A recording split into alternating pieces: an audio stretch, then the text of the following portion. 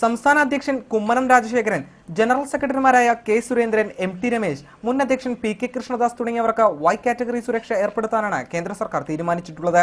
സംസ്ഥാന ഇന്റലിജൻസ് നൽകിയ റിപ്പോർട്ടിന്റെ അടിസ്ഥാനത്തിൽ സെൻട്രൽ ഇന്റലിജൻസും കേന്ദ്ര ആഭ്യന്തര മന്ത്രാലയവും ഡിസംബർ 10 കേരളത്തിലെത്തി സ്ഥിതിഗതികൾ വീക്ഷിച്ചു.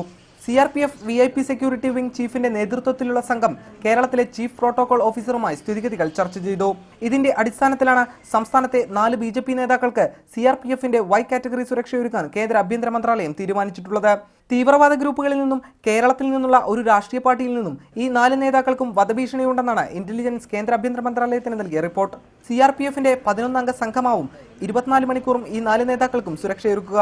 ഇതിൽ 2 പേർ മുഴുവൻ സമയവും നേതാക്കൾക്കൊപ്പം ഉണ്ടായിരിക്കും. 4 പേരുടെയും വീടും ഓഫീസും പരിസരവും പരിശോധിച്ച് CRPF സുരക്ഷാ സംവിധാനത്തിന്റെ രൂപരേഖയും തയ്യാറാക്കിയിട്ടുണ്ട്. ജനുവരി ആദ്യവാരത്തോടെ സുരക്ഷാ ഭടന്മാർ ഈ 4 നേതാക്കളുടെയും സുരക്ഷയ്ക്കായി ചുമതലയേൽക്കും. BJP സംസ്ഥാന നേതാക്കളായ കുമ്മനം രാജശേഖരനും പി കെ കൃഷ്ണദാസിനും കെ സുരേന്ദ്രനും എം ടി രമേശിനും കേന്ദ്രമന്ത്രിമാർക്ക് നൽകുന്ന തരത്തിലുള്ള സുരക്ഷയൊരുക്കാനാണ് കേന്ദ്ര ആഭ്യന്തര മന്ത്രാലയം ഉത്തരവിട്ടിരിക്കുന്നത്. BJP ദേശീയ അധ്യക്ഷൻ അമിത്ഷായ്ക്ക് നൽകുന്ന അതേ സുരക്ഷാ ക്രമീകരണങ്ങളായിരിക്കും ഈ 4 നേതാക്കൾക്കും CRPF ഒരുക്കുക. നൗഫൽ നസീർ, റിപ്പോർട്ടർ, കൊച്ചി.